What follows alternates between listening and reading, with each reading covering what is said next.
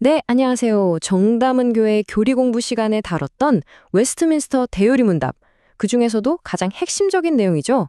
왜 성경이 우리 믿음의 유일한 기준이 되어야 하는가? 오늘 이 부분을 확실하게 다시 한번 짚어보는 시간을 갖겠습니다. 그 깊은 의미 속으로 함께 들어가 보시죠. 이번 시간에는 실제 우리 교리 공부 시간에 했던 흐름을 그대로 따라가 볼 거예요. 먼저 대요리 문답 본문을 차근차근 관찰해 보고요. 그 다음에 여기서 파생되는 아주 중요한 핵심 개념들을 정리할 겁니다. 그리고 마지막으로 이 진리를 우리 삶에 어떻게 적용할 수 있을지 함께 고민해 보겠습니다. 자, 그럼 바로 시작해 볼까요? 네, 첫 번째 순서입니다. 도대체 왜 우리는 성경을 우리 삶의 유일한 법칙으로 삼아야 할까요? 그 답을 대요리 문답 3문답에서 한번 찾아보겠습니다. 정말 근본적이면서도 어쩌면 가장 중요한 질문이라고 할 수 있겠죠. 우리가 믿고 따르는 하나님의 말씀이라는 게 과연 뭘까요? 답변은 아주 명료합니다. 구약과 신약 성경 66권. 그런데 여기서 진짜 정말 중요한 표현은 바로 이 뒷부분이에요. 믿음과 순종의 유일한 법칙. 와, 유일한 법칙이라니. 이거 정말 엄청난 선언 아닌가요? 다른 어떤 사람의 경험이나 세상의 사상이나 전통이 아니라 오직 성경만이 우리의 최종 기준이라는 뜻이니까요. 바로 이 선언 앞에서 우리는 스스로에게 질문을 던지게 되죠. 내 삶은 정말 성경을 유일한 기준으로 삼고 있나? 사실 여기가 바로 우리의 가장 치열한 영적 전쟁터입니다. 고린도후서 10장 5절 말씀처럼 하나님 아는 것을 대적해서 높아진 내 모든 생각, 이론, 경험들을 다 사로잡아서 그리스도께 복종시키는 싸움. 그 싸움의 한복판에 바로 이 질문이 있는 거죠. 좋아요. 그렇다면 이 성경이 정말 하나님의 말씀이라는 걸 우리가 어떻게 확신할 수 있을까요? 그냥 무작정 믿어야 하는 걸까요? 이어서 사문답을 통해서 성경의 권위가 어디서 오는지 한번 살펴보겠습니다. 네, 바로 이 질문이죠. 그 신적인 권위, 하나님의 말씀이라는 걸 어떻게 알 수 있느냐는 거예요. 성경은 스스로 어떤 증거들을 가지고 있을까요? 성경은 그 자체만으로도 다른 책들과는 비교할 수 없는 장엄함과 순수함이 느껴지고요. 또 약 1500년에 걸쳐서 서로 다른 저자들이 썼는데도 모든 부분이 하나의 주제로 완벽하게 일치한다는 점 정말 놀랍죠. 그리고 모든 내용이 결국 인간이 아니라 하나님께 영광을 돌리도록 맞춰져 있다는 것. 또 실제로 사람의 마음을 완전히 뒤집어 놓고 변화시키는 강력한 힘이 있다는 것. 이런 것들을 통해 스스로를 증명한다는 겁니다. 아, 바로 여기서 아주 흥미로운 지점이 나타납니다. 이게 바로 종교개혁의 핵심 원리 중 하나인데요. 성경의 권위는 교회가 자, 이 책은 권위가 있습니다. 라고 도장을 찍어줘서 생기는 게 아니라는 거예요. 성경은 그 자체에 이미 하나님의 권위가 내재되어 있고 스스로 내가 하나님의 말씀이다 라고 증언하고 있다는 거죠.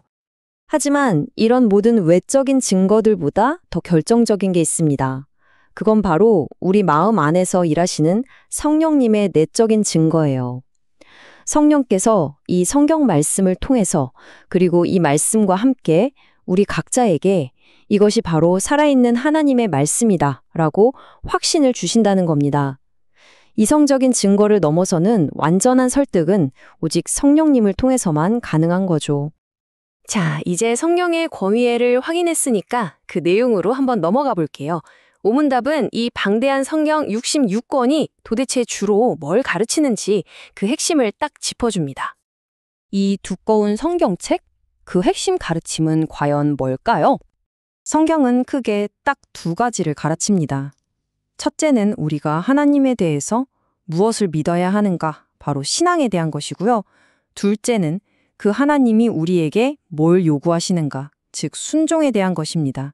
이 두 개의 큰 기둥이 바로 웨스트민스터 대요리 문답 전체를 이끌어가는 뼈대이기도 합니다.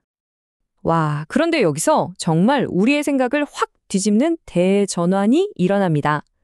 우리는 보통 성경을 읽으면서 나에게 위로가 되는 말씀, 내게 힘이 되는 말씀을 찾으려고 하잖아요? 하지만 오문답은 분명하게 선언해요. 성경의 주인공과 초점은 나가 아니라 하나님이라고요. 우리의 구원은 나를 위로하는 말씀 몇 구절에서 오는 게 아니라 하나님을 아는 지식 그 자체에서 비롯된다는 겁니다. 이게 바로 우리가 성경을 읽는 관점을 완전히 바꿔놓는 핵심이죠. 자, 지금까지 살펴본 이 진리들을 더 깊이 이해하기 위해서 우리 교리 공부 시간에도 다뤘던 몇 가지 핵심 개념들을 명확하게 한번 정리하고 넘어가겠습니다. 첫 번째 개념은 바로 정경입니다. 영어로는 캐논이라고 하죠. 쉽게 말하면 우리가 성경이라고 부르는 공식적인 66권의 책 목록을 뜻해요. 이 책들이 우리 신앙과 삶을 재는 유일한 표준, 즉 자가 된다는 의미를 담고 있는 아주 중요한 단어입니다. 이 66권의 정경이 어느 날 갑자기 어떤 회의에서 자, 이걸로 합시다 하고 뚝딱 결정된 게 아니에요. 오랜 시간에 걸쳐서 하나님의 섭리 가운데 초대 교회가 과연 이 책이 모든 교회가 보편적으로 하나님의 말씀으로 인정하고 가르치고 있는가 같은 기준들을 통해서 아주 신중하게 확인하고 받아들인 결과물인 거죠. 다음 개념은 영감입니다. 하나님께서 성경을 어떻게 쓰셨을까요? 저자들을 로봇처럼 만들어서 그냥 기계적으로 받아쓰게 하신 게 아닙니다. 저자들의 개성, 문체, 경험을 그대로 다 사용하시면서도 신기하게 오류 없이 하나님의 뜻을 정확하게 기록하도록 이끄셨어요. 이걸 신학적으로 유기적 영감이라고 부릅니다. 자, 이제 마지막 순서입니다. 이 모든 교리적인 진리들을 우리의 실제 삶으로 한번 가져와 보겠습니다. 이 말씀이 어떻게 내 삶의 진짜 기준이 될 수 있을까요? 이게 제일 중요하겠죠? 우리 교리 공부 시간에도 성도님들과 함께 나눴던 첫 번째 질문입니다. 지금 이 영상을 보고 계신 여러분은 어떠신가요? 성경이 하나님의 말씀이라는 나만의 확신, 어떻게 갖게 되셨어요? 한 성도님께서 이렇게 나눠주셨어요. 성경의 특별함, 그 진리의 무게가 이성적으로도 느껴지긴 했지만 결국 제 마음을 움직인 결정적인 확신은 내 안에서 말씀하시는 성령님의 증거였습니다. 바로 이게 사문답이 말하는 핵심적인 진리를 삶으로 고백하는 거죠. 이어서 두 번째 질문입니다. 왜 하필 유일한 법칙이어야만 할까요? 세상에는 좋은 책도 많고 본받을 만한 가르침도 많은데 말이죠. 이 질문에 대해서 한 성도님이 정말 중요한 통찰을 나눠주셨습니다. 만약 성경이 우리의 유일한 기준이 아니라면 우리는 결국 계속해서 변하고 무너지는 세상의 기준에 따라서 이리저리 흔들릴 수밖에 없다는 거죠. 절대로 변하지 않는 진리, 성경이 우리에게 주어졌다는 것 자체가 얼마나 큰 은혜이고 깊은 위로인지 모릅니다. 자, 오늘 내용을 마무리하면서 우리 각자에게 이 질문을 던져보면 좋겠습니다. 오늘 나의 결정, 나의 생각, 내 말과 행동을 다스리는 진짜 유일한 법칙은 과연 무엇입니까? 이 질문에 대한 정직한 대답이 우리의 신앙을 더 깊고 단단하게 만들어갈 거라고 믿습니다.